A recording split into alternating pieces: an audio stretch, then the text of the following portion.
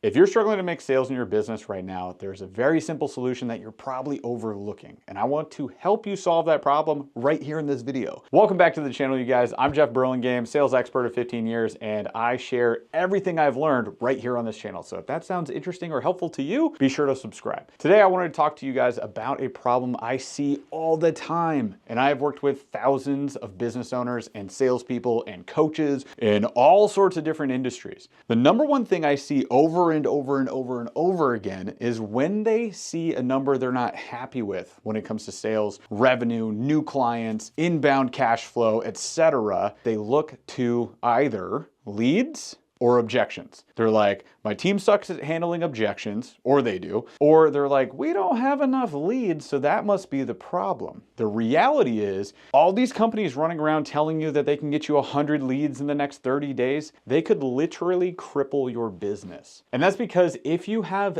bad systems, dumping hundreds of leads into a poor system is kind of like taking a boat out on the ocean with holes in it. It's gonna sink. Your business will go down. You can't manage those leads. But that's not what this video is about. This video is about finding the leak in the sales process. Because right now you're looking at it as like, oh no, sales not good. What do? I don't have enough leads. That must be the problem. I can't handle objections. That must be a problem. The number one thing that I see people overlook is their sales process. The actual process of contacting these leads, getting them to book a call, getting them to show up to the call, and getting them to sign up. That is where most people struggle. And it's not even by a small margin. The vast majority of business owners I've worked with over the past 7+ years have struggled with this exact thing. Unfortunately, that is not as sexy for marketing as getting 100 leads in the next 30 days or mastering the art of objections. It's just a reality. So people tend to gravitate towards those two things. But that grinds my gears, and I want you guys to know the real truth. Here it is. Your sales process probably sucks. Let's work on it. So let's do this. I want to take you guys through a quick little checklist of what that sales process should look like on the outline. If you need more details or you want a visual presentation of this, I have free resources on my website that I want you to have. No strings attached. Jump on my newsletter. I send an email only once a week, but it's packed with value. And you can have access to any of my resources that you want. We cover everything from the actual sales process outline to handling objections when they do come up, and they shouldn't come up often if you have a good system, to building a referral system that works for you, to hiring a sales team, and many more things. So we've got it all right there. Check out coachburley.com for more on that. So this is the time for you to be honest with yourself. I want you to go into your SOPs, your handbook, your Google Drive, your process, your CRM, whatever it is that you guys actually use. I want you to go in there right now. I want you to look at your funnel. Maybe it's visual. Maybe you're super cool and you have like a Pipedrive, Infusionsoft, maybe Go High Level or something. Or maybe you're like me most of the time and you're using Excel spreadsheets. That's okay. Nobody's gonna judge you here. This is a judgment-free zone. Here's what I want you to do though. Let's start from the top. You get a lead. What's a lead? A lead is anybody who has shared their personal information with you, showing interest in your company. So if I've said, hey, that looks cool, and I've followed you, emailed you, if I've signed up for your newsletter, if I downloaded a guide, all of those things mean I'm interested and you now have my information. That's what's important. So I used to say a lead is anybody who looks at me, hi, I liked your post. If they haven't followed you, if they haven't downloaded anything, if they haven't given you name, email, phone number, or at the very least, Instagram handle or Facebook friend connection or something, I have no tangible way of effectively connecting with you because we are in a give to get economy. So if I go cold DMing everybody, I'm gonna spend countless hours doing that for minimal payoff. It's a pain in the butt. If you love cold DMs, awesome. Go keep doing that. If you hate cold DMs like the vast majority of us do, don't worry, you don't have to do that. There's other ways to get qualified leads, and we cover that in future videos on this channel. So number one, I have a lead. What do? You gotta contact them. This is the part where it can be hard for a lot of people. I hate to break it to you, but every business is a sales business, and every sales business is a people business. And if you're in a people business, you gotta deal with people. So get over that fact. I know the phone can feel like it weighs 1,000 pounds. Pick it up, start dialing the number. If you can text someone, if you can call them, that's gonna be more effective than if you just cold DM them. If they've connected with you, thank them for connecting, gives you a reason to be talking to them, and give them something. So this is really like the actual step one. I have lead, I contact lead, I give lead thing. What that thing is up to you. But what I'd recommend is, because we're in this give to get economy, plan on providing something of huge value. So what is it that you do? What are you an expert in? What can you talk about happily, passionately for an hour if you wanted to? Break that down. What are some of the bite-sized pieces that you could put into a 7 to 10 page guide? And then just make one. They're super easy to make. You can do that in Canva for free. You can download a paid AI builder. I've used Typeset in the past. It's pretty good. It does take a little extra time to like tweak these things and make them look as good as you want them to look, but you could knock one out fast. They don't have to be beautiful. They just have to have value in them. Once you have that guide, put it into a Google Drive, make it so that anyone with a link can see it, and share that link when people provide you with information, follow you, subscribe, etc., etc. However they've provided that information, here, I want you to have this. So now I've given them something of value. They have a chance to check that out and see if I'm worth talking to. And the cool thing about that is they start to get an idea of what you're about. So the more value you put into that guide, the better, the more interested they are. So from here, I've given them something. Now I need them to book a call. Guess what? Go back to that guide, add some calls to action. There's two types of calls to action. Number one, a direct call to action. Think of it as like you met someone on a blind date and you said, "Marry me, please." That might work once in a while. Most of the time they need a little more information, a little time to get to know you. So instead of just a call to action that's direct, you could have a transitional call to action. And this would be allowing them time to read the guide, join your newsletter, follow you on YouTube, check out your Instagram, Facebook, etc. So in the guide, give them all your socials and have 2 to 3 calls to action. Those calls to action will be a button, goes directly to a link. It could be like book a call, that's the marry me direct call to action, or it could be a transitional call to action. Hey, make sure you're on our newsletter so that you can be up to date on all the information we drop every single week. This would be a great opportunity to start building that relationship. I often hear business owners complain that they never get enough qualified leads. The reason is that you're dealing with people who haven't been in your funnel for any time at all. They don't know you from Adam. They have no idea what you're about. They don't care about you, and they don't know if you care about them. If you do this process, it'll take a little bit longer, but they're gonna be warmed up. They're gonna be qualified. They'll qualify themselves. They'll get excited to meet with you. And when they actually do, that conversation will be so much better than if you went the old route of cold DMs, get on a call, let's hope this works. So I've sent my calls to action, I've sent my transitional call to action, they've got the guide, they have all this information for me, now what? The fortune is in the follow-up. Once I know I've provided a guide, I've got this information, whether you use a CRM or an Excel spreadsheet, I would recommend that you color code it, keep it organized as best as possible. Ideally get a CRM, they're like $100 a month for Go High Level, it's not that bad. So you can get a CRM, I'd recommend that. It's so much easier and cleaner and better to use than just a spreadsheet. I mean, unless you're a spreadsheet wizard, which some people are, not me. So what you gotta do is you have to follow up with them.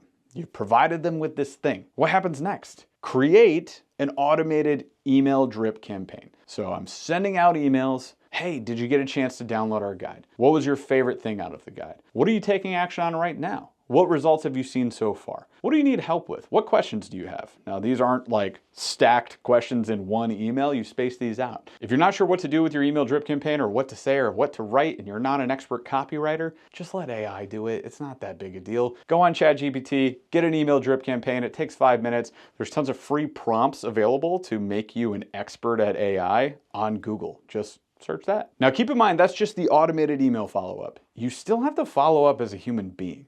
So I would recommend, if you're connected on Instagram, Facebook, LinkedIn, YouTube, or if you have their phone number or email, which is more ideal, that you send them a personal note as well. This is worth it. Think of it as an investment. It's a quick investment of time. You could copy paste a similar message and put their name into it. Or if you really want to get into it, take a quick video message or a voice message and watch what happens. When do you stop following up? I stop following up when people tell me to bugger off, mate. And until such a time as that, if they don't answer me, I'm gonna keep trying. Why? Because I care. They entered my sales funnel for a reason. They followed me, subscribed to me, joined my newsletter, etc. I want to help them, and maybe they're just busy.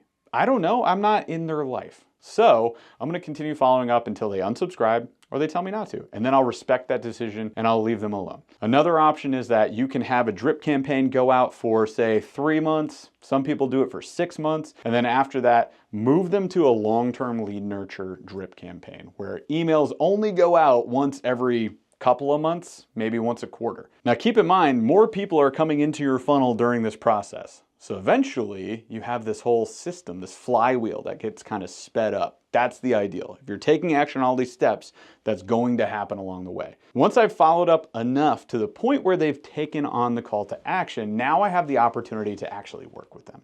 So they booked a call. Yay, we did it. We made it to this point. Once they book a call though, a million things can go wrong. And that's what we don't think about. We're like, call on the books. We're good, right? Wrong. You're not. You're not yet, because they haven't shown up yet. And you can't sell to an empty chair, so we need them to show up. At this point, you still need to make sure you're following up, you're sending personal notes. Show them you're excited to actually meet with them, whether this is on Zoom or in person. And by the way, I recommend it's on Zoom or in person. If we're still doing phone calls, step it up. Just ask them to hop onto a Zoom call. Post 2020 in this world, so everybody's used Zoom at this point. There's really no excuse about it. Plus, it kind of forces them to be in a more secluded, private, quiet area so they can actually pay attention to you. And you can just remind them of that when you send them the reminder email. Make it personal. Hey, I'm really excited to meet up with you. I just want to make sure we're still good to go on this Zoom link at this time on this day. And if you can, try to make sure that you're in a quiet space so that we can have the best conversation possible. Looking forward to it. See you then. Keep it simple, be straightforward, be transparent, and be clear with them,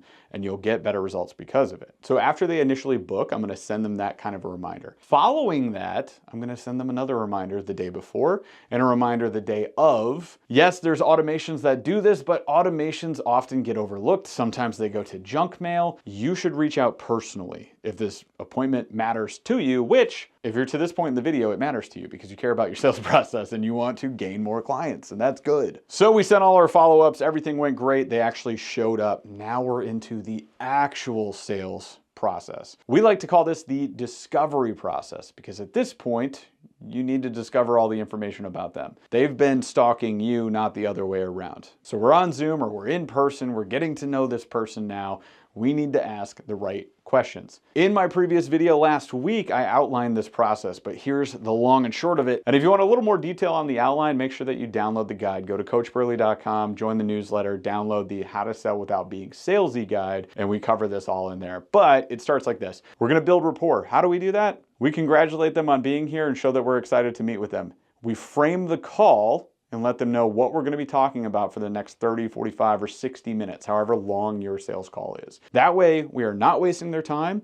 We're giving them clarity about what's going on. And then, keep in mind, rapport builds over time. So as we get to know them, ask them questions, keep following up with them, we're connected. We're building a relationship. It needs time to flourish. Don't worry about all these icebreakers and cute little questions that you can start a sales call with. They're not really necessary and they can bug a lot of people. So just skip it. Just be upfront, be transparent, frame the call, jump right in, ask a lot of questions. Because the next step is requiring a lot of questions. It's SMART goals. So don't settle for the basic goals people often provide. Hey, what were you hoping we could help you with? Oh, I was hoping you could help me lose some weight. Awesome, we can do that. We help people lose weight all the time. Here's our program. I've heard salespeople say this, so we might all laugh about it, but I hear it way too much. It's a problem.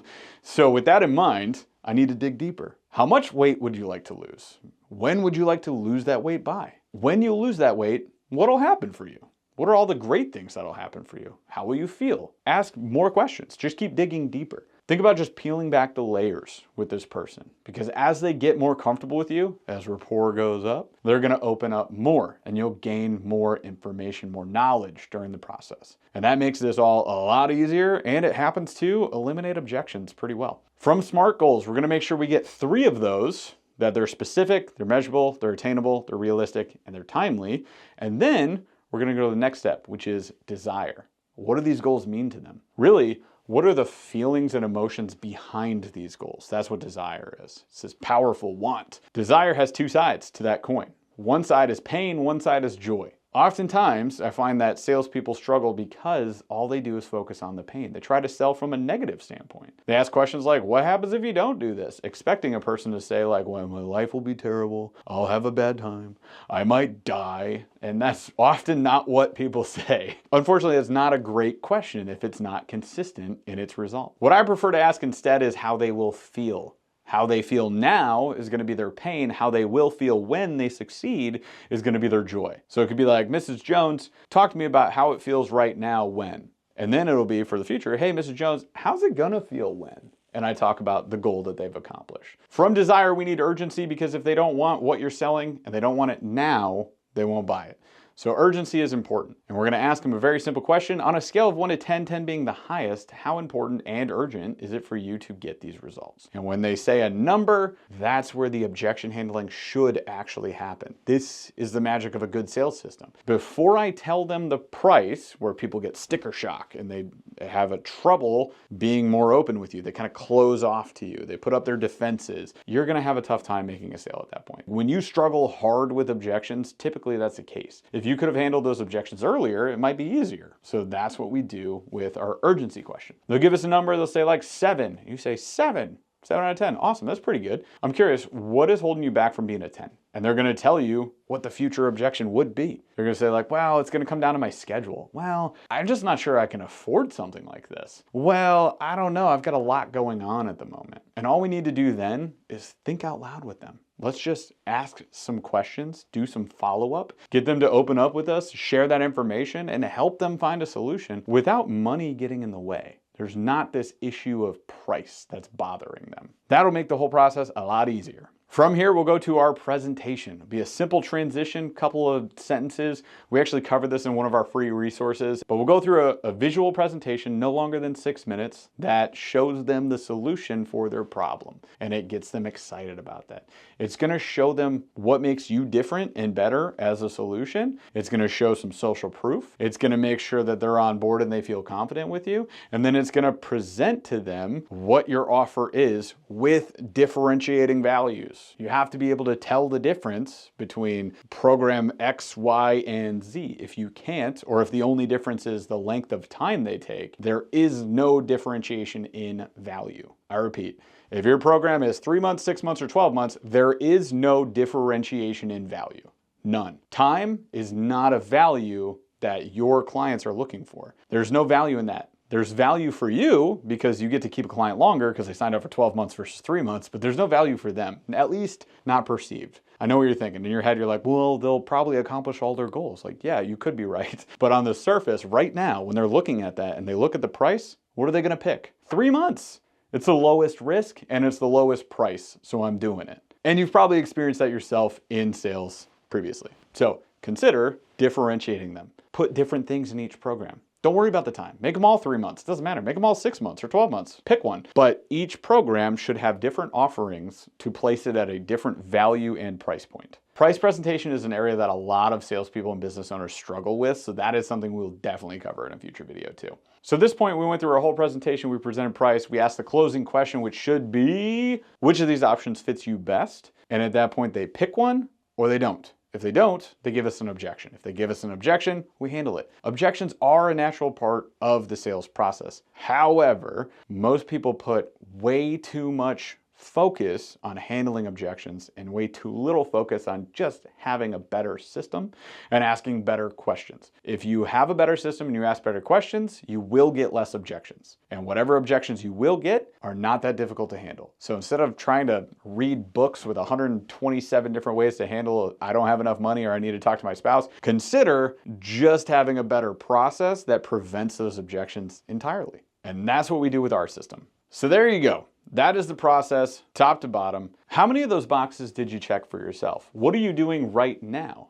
What's working? What's not working? What's missing from the checklist I just took you through? And what could you do right now to get better results? Number one thing you could do is, as we walk through all of that, if you were like, oh, I'm not doing that, add it to your sales process. Try it. This is a relationships-driven, solution-focused sales process. It works. This is the new type of sales. Old traditional methodologies and fancy scripts and aggressive sales tactics, they're old, they're done. People are skeptical. They don't want to be sold. They want to choose to buy. And we can help them do that the right way by following the right process. So make sure you take action after this video. Pick a few things that you can input into your sales process right now. Take action on it. Let me know how it goes in the comments below. If you have any questions, let me know in the comments below. I'd be happy to answer them. And again, if you want all of our guides, they are available for free. Just go to the website, coachburley.com. Thanks for watching this video. Make sure that you smash that like and you subscribe for more. Hit that notification bell if you want to see when we drop more videos. We're putting out one every single week, and they're going to be full of action steps that you can implement in your business right now. See you guys next time.